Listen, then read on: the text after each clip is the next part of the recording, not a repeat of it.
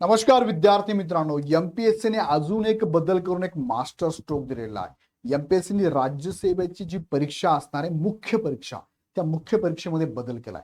पूर्व परीक्षा ऑनलाईन घेणार हे तर मागचं परिपत्रक तुम्हाला मी सांगितलेलं आहे, पण आता मुख्य परीक्षेमध्ये बदल करण्यात आलेला आहे। आता नेमका बदल काय झालेला आहे, किती मार्कांची मुख्य परीक्षा असणार आहे, राज्यसेवेबरोबर इतर जे वेगवेगळे विभाग आहेत, ज्याला आपण म्हणूया इंजिनिअरिंगचा विभाग असेल, कृषी विभाग असेल, अन्न औषध विभाग असेल, त्या विभागांचा पण सिलेबस बदललाय का, त्यांचा पण पेपर पॅटर्न बदलला का, थोडक्यात या व्हिडिओच्या माध्यमातून समजून घेऊया। विथ प्रूफ एमपीएससीचं परिपत्रक मी तुम्हाला दाखवतो। हा एक जबरदस्त आणि मोठा मास्टर स्ट्रोक असणार आहे। गेल्या या 2 दिवसामध्ये 3 बदल एकाच दिवशी झाले 25 जूनला, पण ते एक्सप्लेन करताना फक्त मी आज तो व्हिडिओ घेतोय।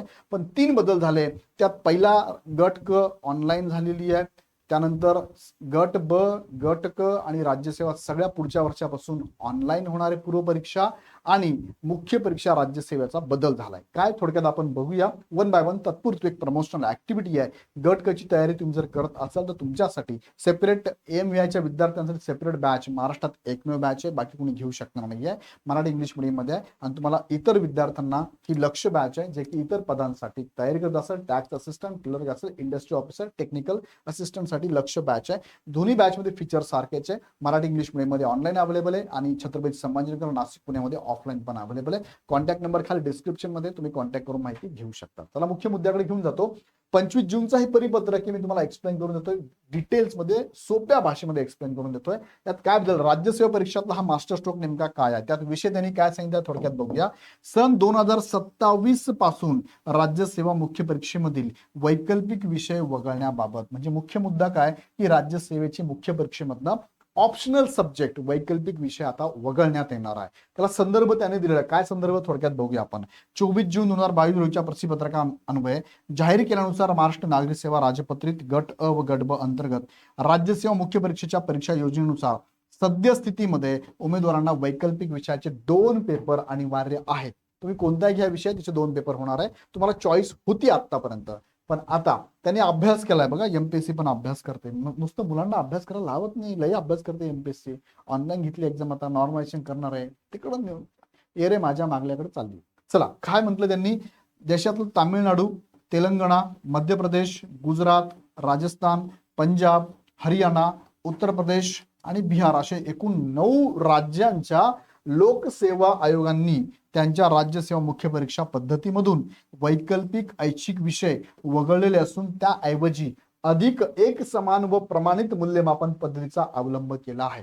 एमपीएससीला पण सांगा की तुम्ही, तिकडे नाही का एमपीएससीला कळत नाही की एक समान एक मूल्य असावं, यांनी केलंय तुम्ही पण केलंय, म्हणजे किती माग असलेले आपण आहोत। चला ठीक आहे, आपला अभ्यास नाही त्यांचा जास्त अभ्यास आहे, सो हरकत नाही। त्यांनी काय केलंय, या आयोगांनी, ह्या राज्यातल्या आयोगांनी वैकल्पिक विषय वगळला आहे, त्यामुळे एमपीएससीने पण विचार केला आणि आता तो वगळलेला आहे। काय केला बदल, मग नेमका बदल काय केला आणि कधीपासून लागू करणार आहे बघा।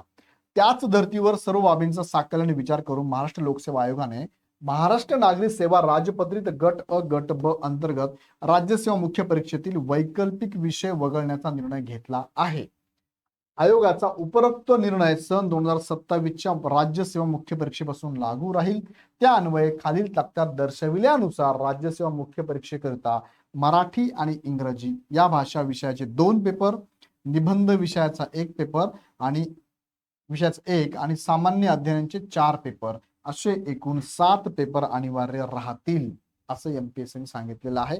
वैकल्पिक विषय रद्द होणार। मग नेमकं काय, पाठीमागे कसं होता 2026च्या एंड पर्यंत कसं असणार आहे, 27ला नवीन बदल मुख्य परीक्षेचा काय असणार आहे, थोडक्यात ह्या चार्ट मध्ये समजून घेऊया आपण।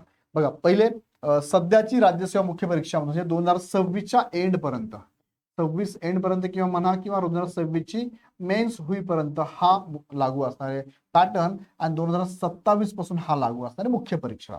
पहिले काय होतं तुम्हाला बघा, भाषा पेपर मराठी, भाषा पेपर इंग्रजी, हे तुमचे 300 मार्कांचे हे क्वालिफाईंग नेचरचे होते। क्वालिफाईंग 25% मार्क पाहिजे, म्हणजे 300 पैकी इथे 75, इथे 75 मार्क पाहिजे होते। नंतर तुमचे निबंधाचा 1 पेपर होता जो 250 मार्कांचा होता, तो निबंध तुम्ही कोणत्या लँग्वेज मध्ये घेऊ शकता। आणि जीएसचे 4 पेपर होते बघा, सामान्य अध्ययन 1, 2, 3 आणि 4 असे प्रत्येकी 250 मार्काचे हे 4 पेपर होते. आणि मग 8वा आणि 9वा जो पेपर होता ना, मी त्याला थोडं रेड करतो म्हणजे तुमच्या लक्षात येईल. 8वा आणि 9वा पेपर जो होता तो त्यांनी काय केला होता, हा होता वैकल्पिक विषय. आता हे दोन्ही विषय जे आहेत ना हे तुमचे कॅन्सल होणार आहे. मग 1750 मधनं 500 जर गेले तर फक्त आता किती असणार आहे, 1250 मार्कांची मेन्स असणार आहे. मुलाखत ऍज इट इज 275ची आहे. एकूण गुण तुमचे 2025 वरती कट ऑफ लागायचा. मुख्य मुलाखत दोघं म्हणून 2025 कट ऑफ लागायचा. या वर्षी असंच लागणार, पण 2027 मध्ये बघा ऍज इट इज पहिला पेपर आहे, ऍज इट इज क्वालिफाईंग नेचरचा आहे, 75 मार्क पाहिजे.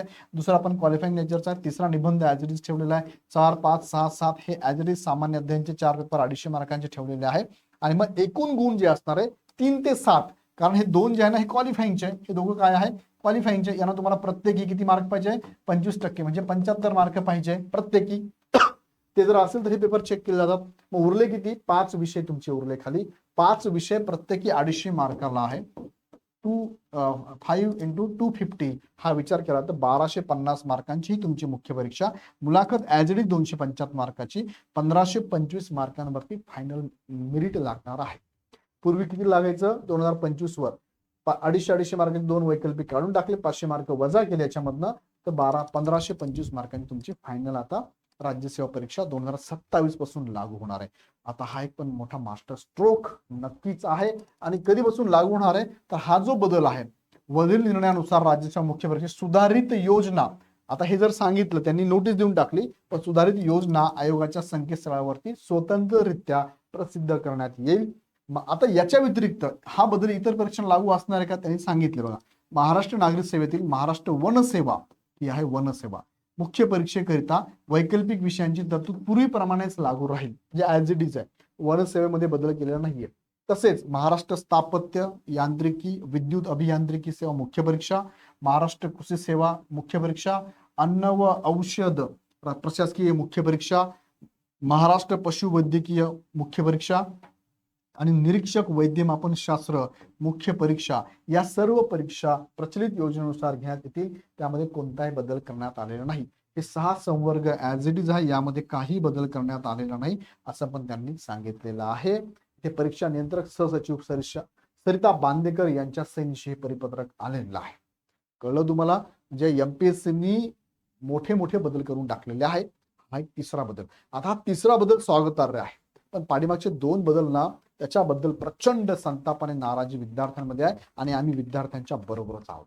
तुमच्या सगळ्या मतांशी आम्ही सहमत आहोत. ऑफलाईन घ्यायला पाहिजे, येस ऑफलाईनच एक्झाम व्हायला पाहिजे. हा बदल स्वागतार्ह आहे, ठीक आहे, ही चांगली गोष्ट आहे. आम्ही लॉजिकली विचार करू शकतो आणि तेवढं आम्हाला कळतं की तुम्ही चांगला निर्णय घेतलेला आहे, काही हरकत नाही. मात्र तुम्हाला मी सांगू इच्छितो की जो ऑनलाईनचा निर्णय तो मात्र चुकीचा वाटतो. यावर तुम्हाला काय वाटतं मला कमेंटमध्ये नक्की कळवा. आणि ह्या निर्णयाबद्दल तुम्हाला काय वाटतं ते मला कमेंटमध्ये नक्की कळवा. हा व्हिडिओ आवडला तर लाईक करून सगळ्यांना शेअर करा. आणि बॅचेस बद्दल काही अडचण वाटली तुम्हाला तर ह्या नंबरला कॉल करून माहिती घेऊ शकता. अदरवाईज ऍपची लिंक खाली डिस्क्रिप्शन दिलेली आहे, लिंक ऍप डाउनलोड करून हवी ती बॅच पण जॉईन करू शकता.